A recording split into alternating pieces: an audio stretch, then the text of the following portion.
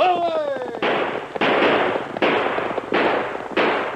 fiery horse with the speed of light, a cloud of dust, and a hearty hi-yo, Silver, the Lone Ranger.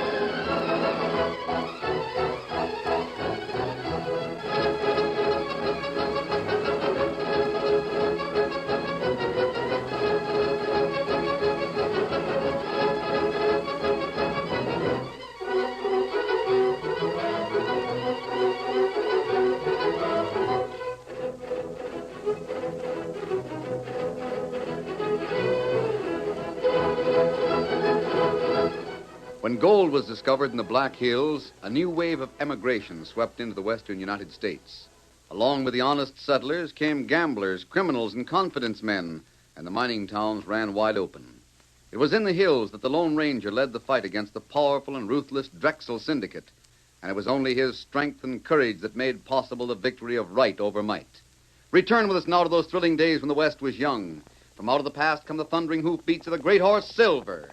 The Lone Ranger rides again. Come on, Silver. We're heading for Deadwood. Hail, Silver! Hoy!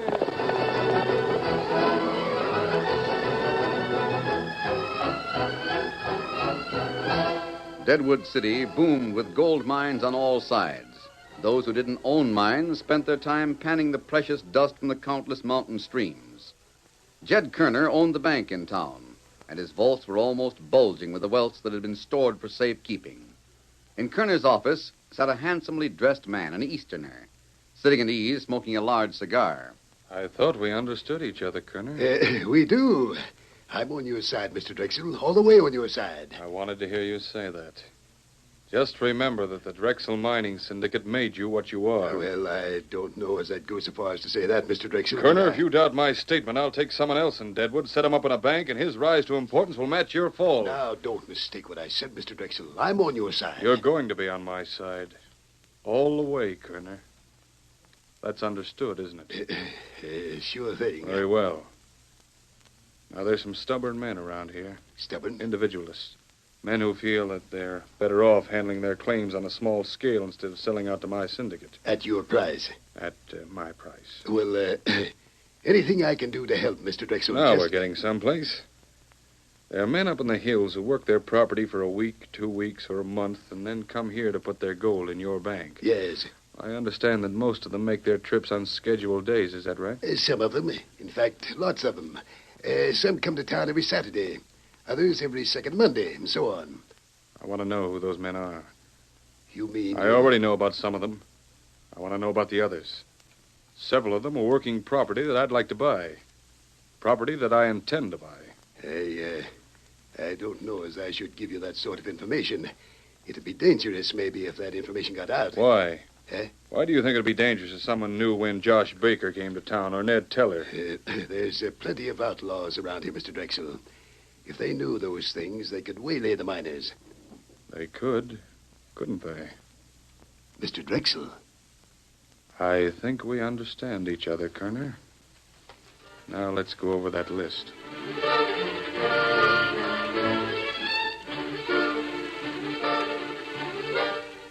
A few days later, trouble broke out in the mountain trails outside of town. Rain up there. Hey, what's this? We'll take that gold. Masked robbers. Why, you ornery. Never mind the talk. Just hand over the dust.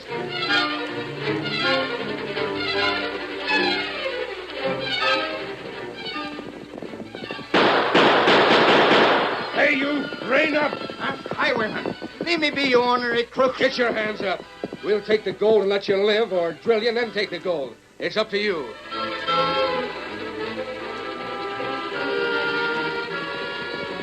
Come on there. Come on. If they catch us, they'll rob us, old horse. Get along there. They're shooting at me. The dirty coyotes. Get up. Get up there. Oh, they got me.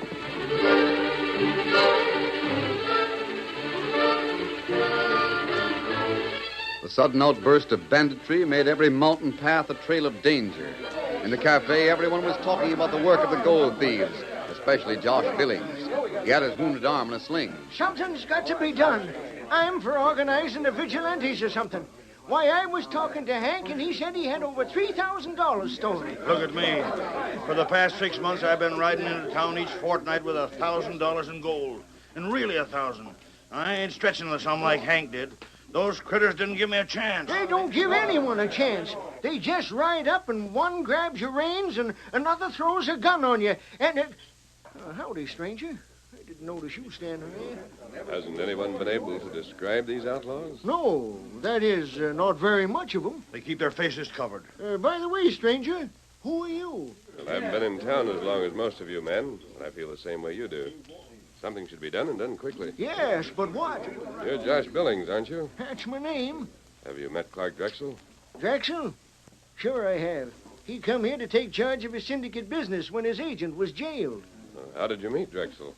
He tried to buy out my property, but I wouldn't sell to him. He strikes me as being an influential man. Sure he is, and he's rich, too.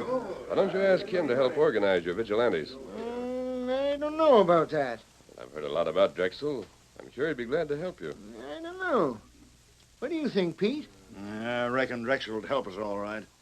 Only, well, he tried to buy me out, too. Did he? Did you sell? Not at his price. I don't know what there is about him, but, well, I don't like to say anything, but I wouldn't feel that I could trust him too far. Why? I said enough. How do I know you're not a friend of his? And for that matter, how do we know that this here stranger's not one of the highwaymen? Why, Ginger, we don't. You didn't tell us your name, stranger. What are you doing? Where are you from? You haven't asked the most important question. What's that? Who stole your money and how you're going to get it back? Those are the questions to answer. That's the point. How are we going to get it back? I see the banker at that table in the corner. Why don't you ask him if he can't give you a suggestion? There's an idea. Come on, Pete, let's ask Banker Kerner. Come on. I don't know how Mr. Kerner can help us, Pete, but he might have some ideas. Hold on. That stranger never did tell us who he was. Thunderation, Josh, you're right. He just sidestepped our questions like a brayman steer dodging a saddle. And now he's gone. Gone? Look, see for yourself. Pete, there was something downright odd about that hombre. Mighty curious. Mighty curious.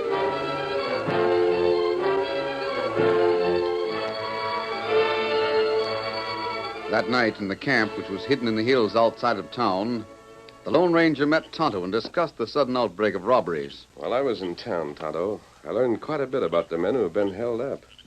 What you learn, Kimasabi? Yeah, these men have several things in common. What that? They all keep their money in Kerner's bank.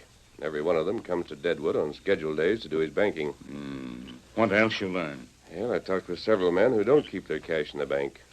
None of them has been bothered. Kerner not in Deadwood very long. He came here and started his bank just after the first discovery of gold. It took quite a while for him to get established. That's right. First, the men didn't want to put their cash in his bank. They felt it would be safer to hide it in their homes. Then the Drexel men came here and the robberies started. Where'd you hear that? Talking to the men in town. They told how a gang of crooks started breaking into houses and stealing the savings of the miners. Those crooks were never caught. And when robberies stop? And they stopped when the men decided that the gold would be safer in the Kerner bank. Oh. Now there's another outbreak of gold robberies. In each case, the victim is someone who has money in the bank. There's one more point that's especially important. What that? Every man who has been robbed has had a chance to sell his property to Clark Drexel. There, Tonto, was the answer. Drexel feller behind robbery. I'm sure of it. Just as I'm sure he was one of the organizers of the Black Arrow. We not got proof. No, we haven't proof yet. perhaps we can get it. And how we get proof? There never proved Drexel and Black Arrow. No, there wasn't. Now it'll be almost impossible to jail him for that conspiracy. But maybe we can prove that he's behind these outlaws. How you do that? Tonto, when I wear my own clothes and my mask, I'm known around Deadwood. Isn't that right? Drexel himself would know me. And there are others, too. Yes. But from now on, I'll have to keep this disguise on. Tonto, you go to the sheriff. Tell him what we hope to do and have him ready to help us. I'm going to call on Kerner, the banker.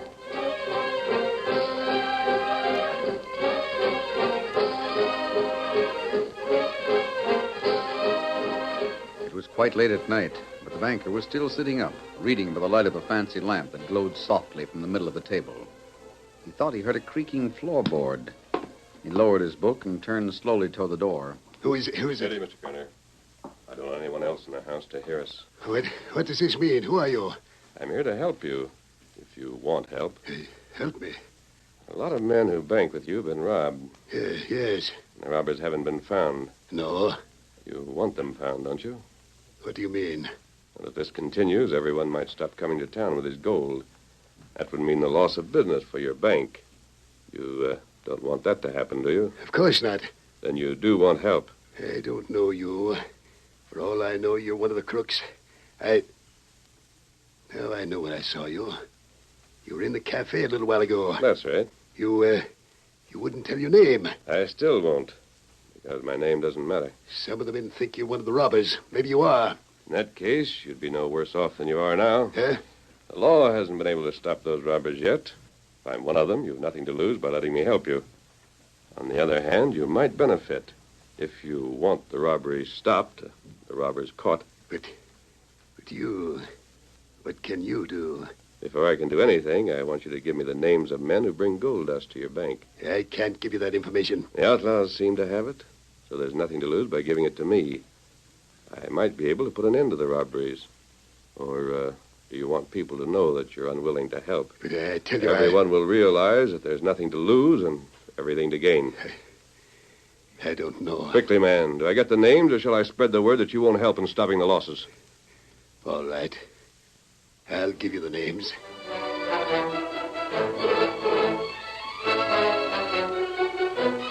I came as soon as I was sure he'd gone, Drexel. I had no choice. I had to give him the names of the men. I can understand that. Well, it's all right. I'm glad you understand. You don't know who he was? No, he's a stranger in town. I see. Tall man? Yes. Well, how did you know? Tell me, did he have a white horse? I couldn't be sure, but it was light. It might have been white. Good.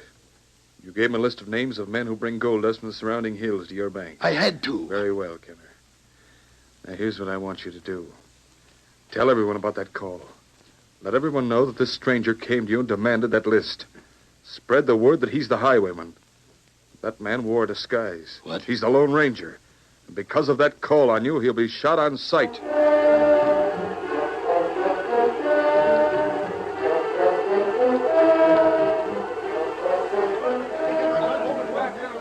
I saw him in the cafe. Me too. Now we know who we're hunting. Shoot him on sight. We'll get him. Too bad we can't let the men out in the hills know. You tell them when they get here who we're hunting for.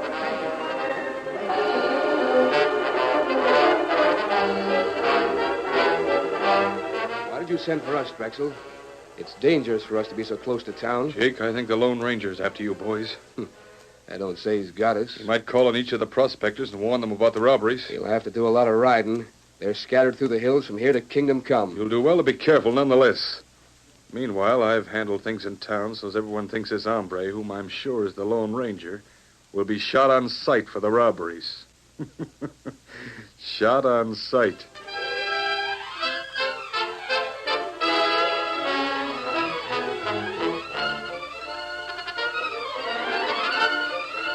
The curtain falls on the first act of our Lone Ranger story.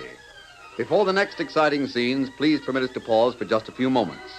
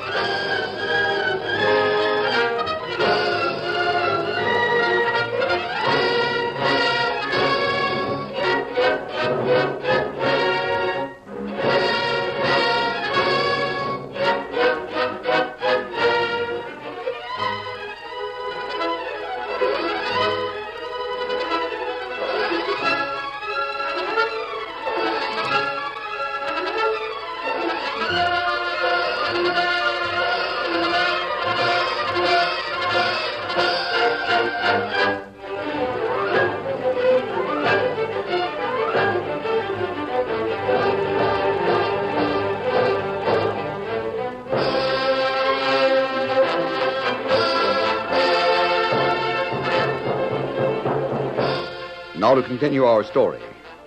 Jake and Bat, under orders from Clock Drexel, leaped to their saddles and spurred their horses from the shelter of rocks beside the mountain trail.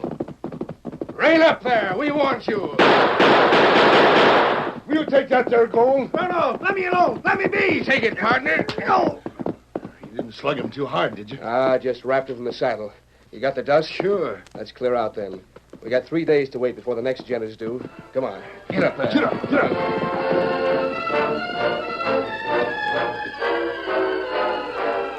For several minutes, the prospector lay stunned. As he recovered consciousness, the Lone Ranger and Tonto reined up at his side. Steady, Silver. Steady, boy. Stand watch, Tonto, in case the outlaws decide to come back. He wants him. Don't hit me again. The Lone Ranger wore his own familiar hat and shirt instead of the outfit he had worn in town. His face was covered by a mask, and the false beard he had worn had been removed. He dismounted and crouched at the side of the fallen man. You're not badly hurt, just stunned. Sorry we couldn't reach you sooner. You masked. Did you see the men who robbed you? Yes.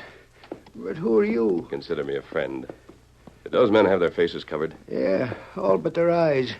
They had bandanas over their faces, and their hats were pulled down low. Here, let me help you up. Robbed. All my dust from the past month. You're going to get it back, Vince. You know my name? Yes. Just as I know the names of a lot of other prospectors. But how? I also know what trail each man uses to get to Deadwood. The day he's due to make the trip. Who are you? Here, want a drink of water? Not now. I'm all right, thanks. But that mask, Vince, let me ask you a couple of questions about the robbers. Did one of them wear a battered black hat? Yes, he did. Otto, hand me the old hat. Here. Here, hat. Thanks. Was it like that one? Yeah. That black shirt, Otto. Here. Your shirt. That's right. He wore a shirt like that one, too. Thanks, Vince. That proves one thing to me. But I don't You're understand. right on now? Sure, I'm all right. My head's been wrapped before, and I get over it. But those ornery polecats got my gold. If you want to get that gold back, do just what I say. What's that? Go to Deadwood and report the robbery to the banker. Tell just how the robbers were dressed. I'll do that, all right. But most important, don't say anything about seeing me. No? Why not? If you do, Vince, you'll probably spoil my chance to get your gold dust back. I've already forgot that I saw you. On your way. Get up there. Get up. Steady, big fella. Now, Tonto. Kimasabi, why you ask question about what outlaw where? You realize what his answers prove? No, Tonto not savvy. Well, after Kerner saw me in the disguise with a black hat and a black shirt, those outlaws changed their clothes. Oh. When Josh and Hank and Pete were robbed, the outlaws wore colored shirts. I'm satisfied, Tonto, that Kerner is working with the outlaws, and we can be sure that Drexel is. And now what we do? Now, Kimosabe, it's your turn to act. We've got to follow a trail. Starts here. The trail of the men who slugged Vince Perkins, and it might be hard to follow. Furthermore, we've got to be on the watch for men from town. Almost any one of them would shoot us on sight. Me study ground for tracks, and then we start on trail.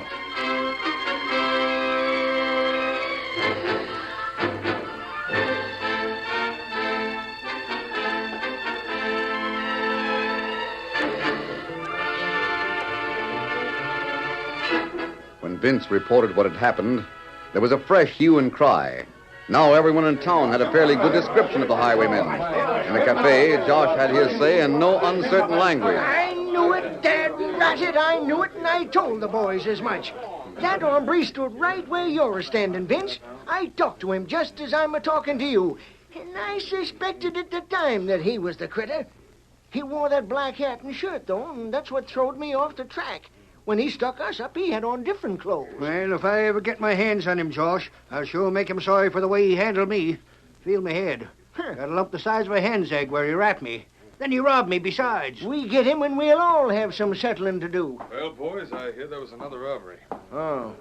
Howdy, Mr. Drexel. Vince here was stuck up. Yeah, stuck up and knocked down. The gold around here is attracting all kinds of outlaws to the Black Hills.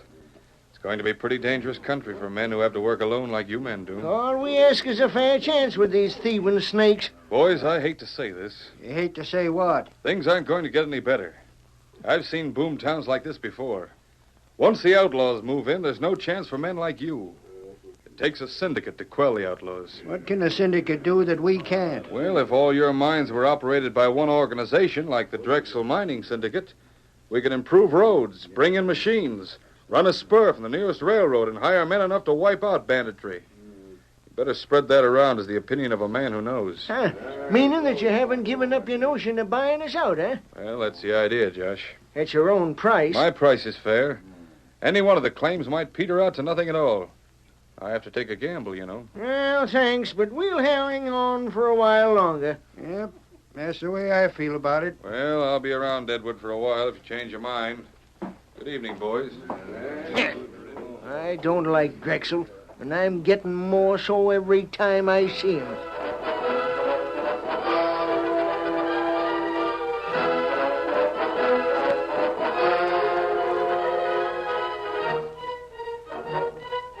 Meanwhile, in the light of a half moon, Tonto walked slowly along the ground with the Lone Ranger following and leading Scout and Silver. The horses had their hoofs wrapped in cloth to soften the sound of their steps. Every bit of Tonto's Indian cunning came into play as he followed the trail of the outlaws. He sometimes crept on hands and knees, feeling the depressions on the ground. Sometimes he struck a match, and in the momentary light made sure he was still on the trail. It was slow work, but the Indian and masked man kept on until well after midnight. Then Silver suddenly halted, braced his hoofs, and stood without motion. Hold on, Tonto. Silver's given us a warning. Silver always know when we follow trail. It's all right, old fella. We know what you're trying to say. Men we want are camped not far ahead. Tonto, remember this. We've got to take those men alive. We can't shoot as they can. But they'll not hesitate to shoot. Now, we'll leave the horses here. Let them have it, Bat. Right. Down! Thought you'd catch us off guard, huh? Well, Bat, it looks like they've got theirs. Keep your gun ready, though. Right. We better put a few more bullets in them to make sure. At them, Silver! Oh, look out, that horse. Get the guns, Tonto. Fix them. All right, Silver. That does it, old fella. You tricked us. You played possum. That horse... You were too anxious to kill us. You didn't take time to aim well. Now, wait. We're just a couple of prospectors. Get that one roped, Tonto. But wait a minute I'll now. take care of this one. Now, hold on. Listen to me. I was trying to tell you. There's no use trying to rob us. We've got nothing worth taking. We're not here to rob you. I thought you was. That's why I fired. This camp is the end of a trail that started where Vince was knocked from the saddle. There. I guess that'll hold you. This one tied, too. Ouch. Yeah, be careful, Injun. Them ropes are tight. That's the way Tonto wanted them. What are you going to do with us? You've got nothing on us. We will have when we find the gold you've stolen. You've got the wrong men, mister. Never mind that. I'm going to turn you over to Mr. Kerner. Save your breath to explain to him. You what? Who'd you say? The banker. Now keep an eye on them, Tonto, while I look around their camp.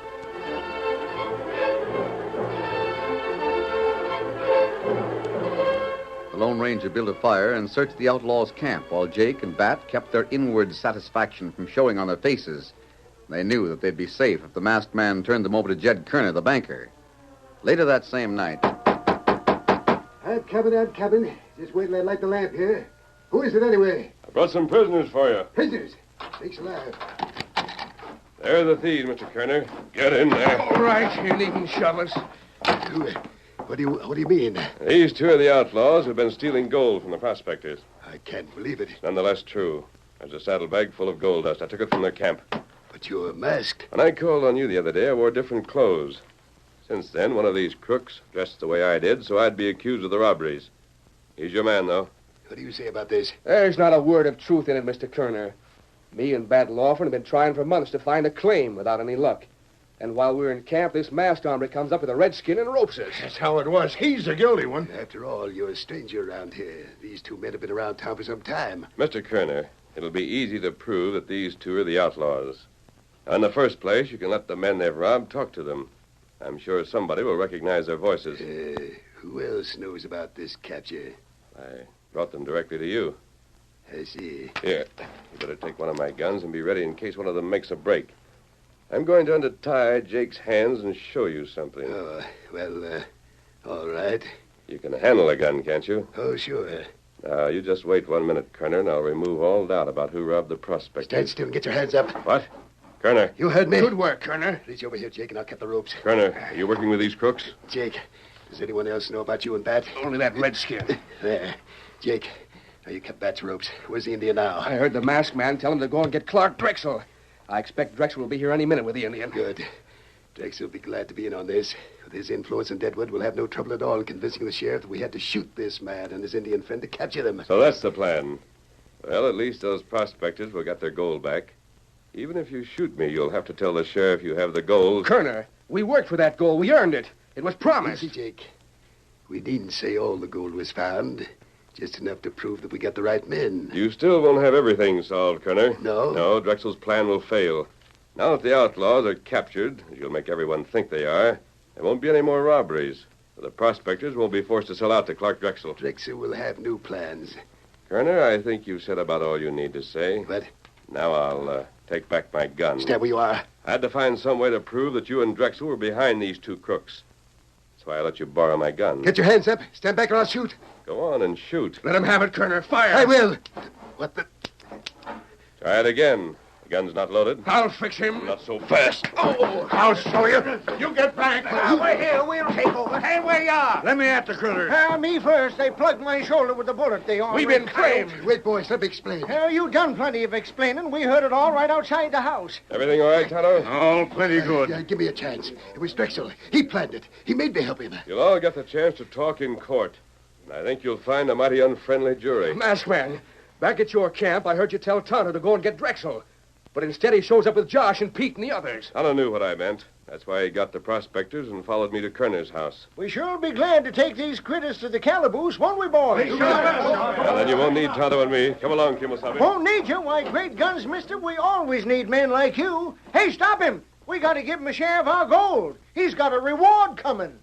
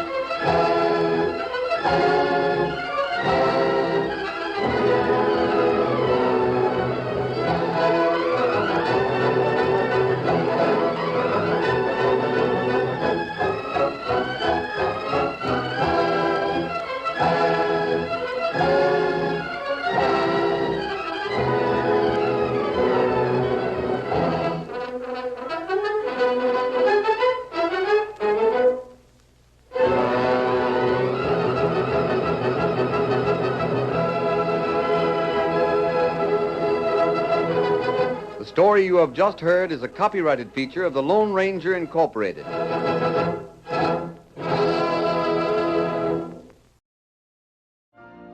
You've been listening to the OTR Gold Network. Find more classic radio at otrgold.com.